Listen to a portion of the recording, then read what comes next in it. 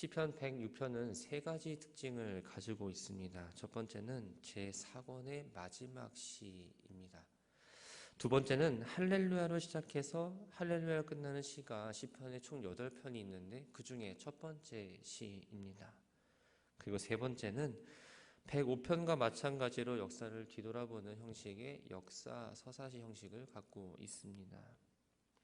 105편과 106편은 형식이 유사해서 쌍둥이시라고도 불리는데 그 내용은 조금 차이가 있습니다. 어제 우리가 살펴본 시편 105편은 아브라함, 또 이삭, 야곱 이 세 족장들과 맺은 언약에 따라서 이스라엘을 출애굽시키고 가나안 땅으로 들어가게 하는 하나님의 그 신실하신 약속을 근거로 하나님을 찬양했다면, 오늘 본문은 이스라엘 역사 가운데에서 계속되어 온 이스라엘 백성들의 그 죄악을 초점으로 삼아서 반역의 역사임에도 불구하고 베푸신 하나님의 사랑과 은혜를 표현하는 시입니다. 시인은 먼저 할렐루야 여호와께 감사하라라고 시를 시작합니다. 이 부분만 보면 시인이 즐거워서 부르는 찬양처럼 느껴집니다. 그러나 시 전체를 다 읽어보고 난 다음에 이 앞을 보면 전혀 그렇지 않은 상황 가운데서도 하나님을 찬양했다는 걸 알 수 있습니다. 46절과 47절을 통해서 시인은 지금 바빌론 포로 상황에 놓여져 있다는 걸 한번 생각해 보게 됩니다. 나라를 잃고 포로로 잡혀있는 사람에게 무슨 기쁜 일이, 또한 어떤 행복한 일이 있었을까요? 그는 비록 고난 가운데에 있지만 하나님은 찬양과 감사를 받기에 합당한 분이라고 지금 고백하고 있습니다. 그 이유는 무엇일까요? 하나님의 선하심과 인자하심은 사람의 성품과 다르게 변하지 않고 영원하기 때문입니다. 그래서 하나님을 의지하는 사람들에게는 이 사실 자체가 큰 위안이 되고 기쁨이 되었던 거죠. 지금의 상황은 많은 사람들이 하나님의 인자하심이 끊겼다라고 생각할 수 있습니다. 그러나 시인은 하나님께서 이 언약을 잊지 않으시고 하나님께서 그 인자하심으로 구원과 회복을 통해 이끄심을 거라는 걸 찬양을 하고 있습니다.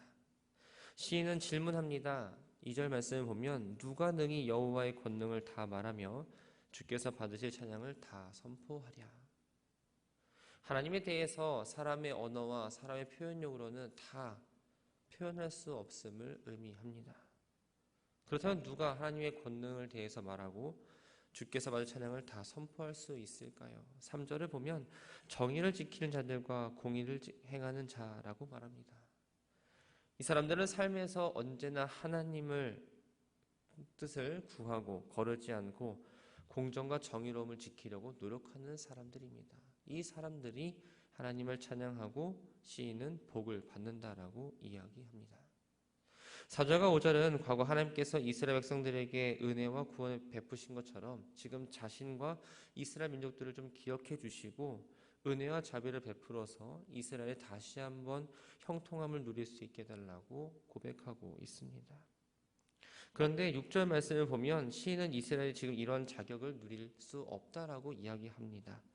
우리가 우리의 조상들처럼 범죄하여 사악을 행하며 악을 지었기 때문이라는 거죠. 범죄하다, 또한 사악을 행하다, 악을 지었다라는 세 가지 표현을 통해서 지금 이스라엘 민족이 죄의 심각성이 얼마나 큰지를 이야기해주고 있습니다. 시인은 과거 이스라엘이 하나님의 은혜에도 불구하고 어떻게 죄를 범했는지를 회상하기 시작합니다. 7절부터 12절까지의 말씀은 이스라엘이 범한 첫 번째 죄악으로서 홍해 사건을 이야기합니다. 이스라엘 백성들은 출애굽한 이후에 눈앞에는 지금 홍해가 있고 뒤에는 애굽의 군대가 쫓아옵니다. 이 상황 가운데에서 하나님께서 10가지 재앙으로 자신들을 구해줬다는 그 사실을 잊어버렸습니다. 하나님을 대신해 그들을 인도한 하나님의 종 모세를 향해서 원망과 불평을 터뜨리는 죄악을 범합니다. 이스라엘 백성이 하나님의 은혜에 불평했지만 그럼에도 불구하고 하나님은 그들에게 구원의 손길을 내밀어 주셨습니다. 이스라엘 백성들이 무슨 공로가 있어서가 아니라 8절 말씀을 보면 자기 이름을 위해서라고 표현을 합니다. 본문에 보면 자기 이름 앞에 여호와라는 이름이 붙여 있습니다. 여호와는 일반적으로 언약의 신실하신 하나님의 모습을 나타낼 때에 쓰는 단어입니다. 그 하나님의 구원하심이 바로 언약을 기초해서 실행이 되었음을 이야기하고 있습니다. 당시 시인과 이스라엘은 바벨론이라는 강대국의 포로로 잡혀 있는 상태입니다. 그러면서 여러 이방 나라에 흩어져 있었습니다. 스스로 아무런 힘을 모을 수 있는 상황도 아닙니다. 이방인들의 압제로 고통을 당하고 있었습니다. 해방과 회복을 꿈꾸기에는 쉽지 않은 상황입니다. 그런데 시인은 이런 상황 가운데서도 자기 백성의 회복을 꿈꾸었습니다. 언약의 신실하신 하나님께서 자신의 거룩한 이름을 위하여 구원을 베푸시고 은혜를 회복하실 거라는 그 믿음이 그에게 있었기 때문입니다. 시인은 이스라엘의 홍해에서 구원을 얻은 것이 그들의 선함이나 의로움 때문이 아니라는 사실에 주목을 합니다.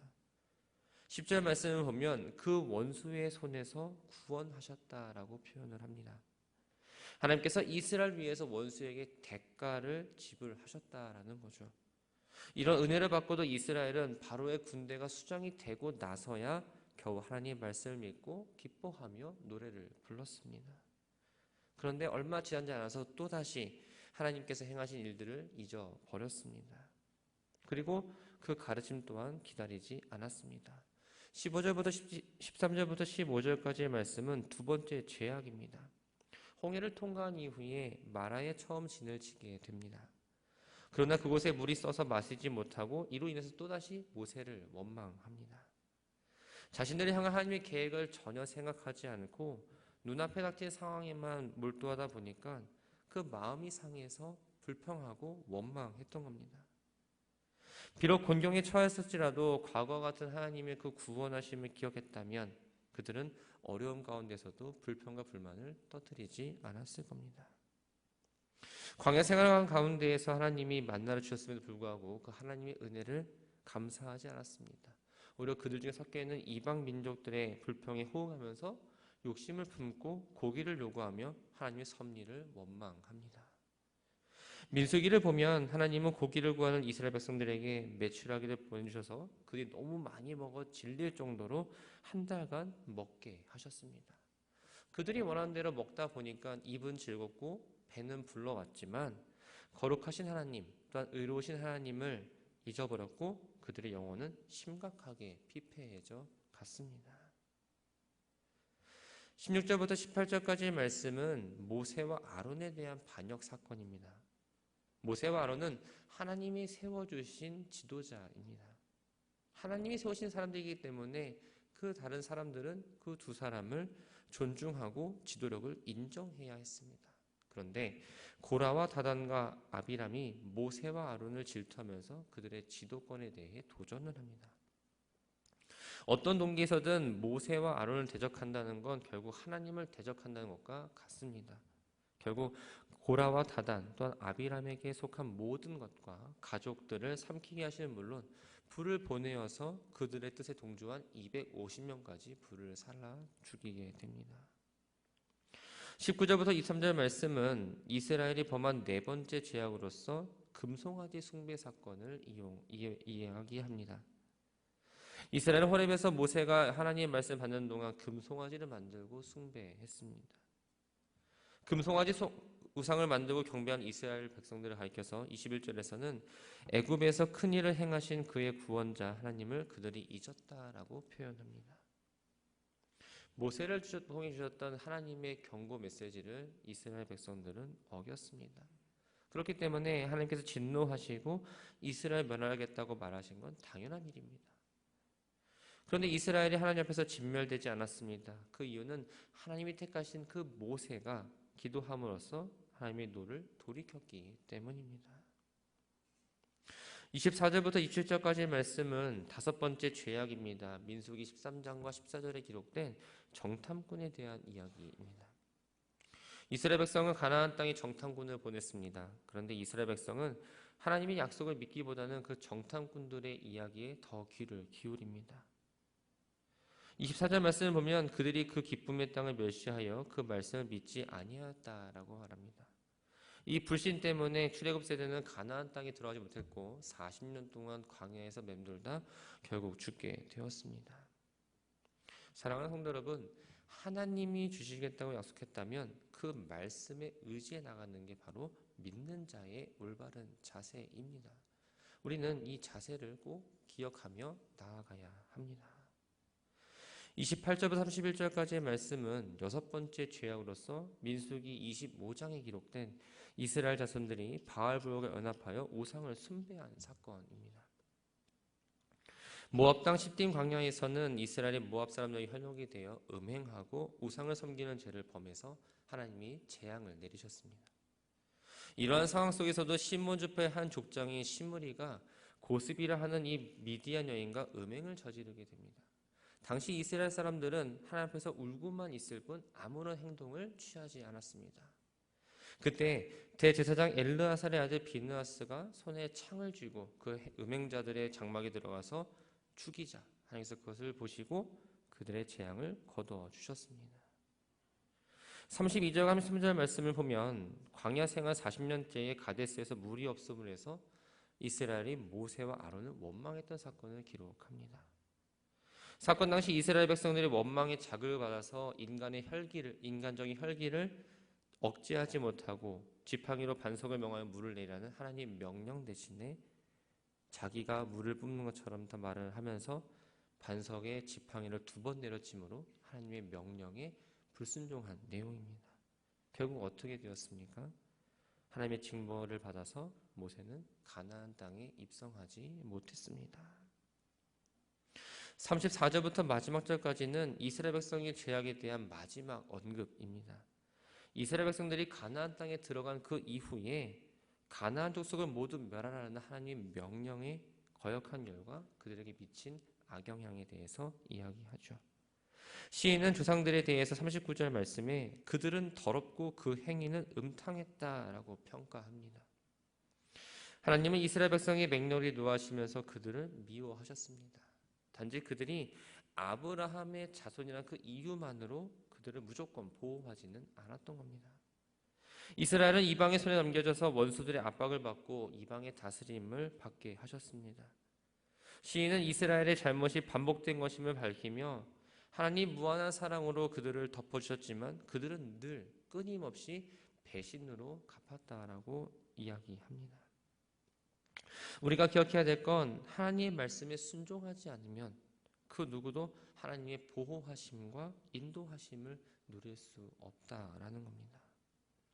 우리가 죄악에서 떠나지 못하는 이유는 말씀에 붙잡혀 있지 않기 때문입니다. 말씀을 우리가 늘 듣고 묵상을 합니다. 그런데 한편으로는 현실은 그렇지 않다라고 생각을 하면서 뭔가 타협하려고 할 때가 있습니다. 광야 이스라엘 백성들이 이랬습니다. 말씀에 순종하지 않고 세상과 타협하는 행동을 보였던 겁니다.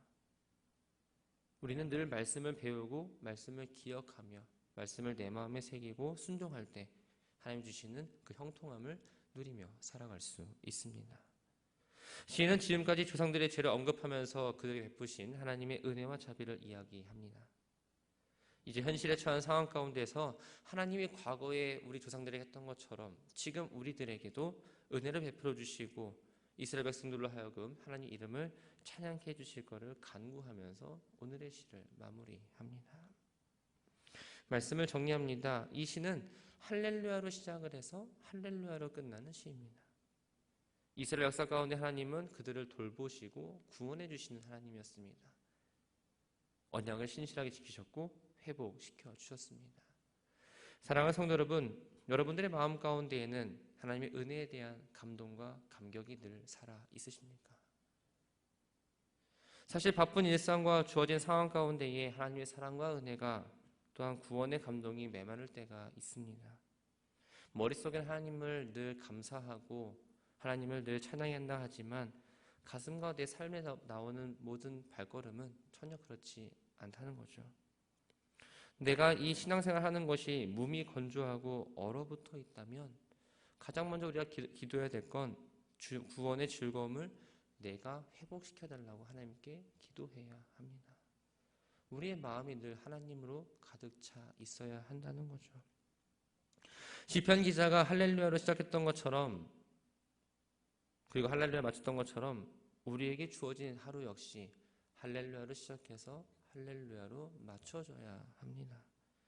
감사할 수 없다고 보는 상황 가운데서 감사를 찾고 하나님을 찬양할 수 없다라고 생각되는 그 가운데서도 하나님을 찬양하는 성도 되기를 바랍니다.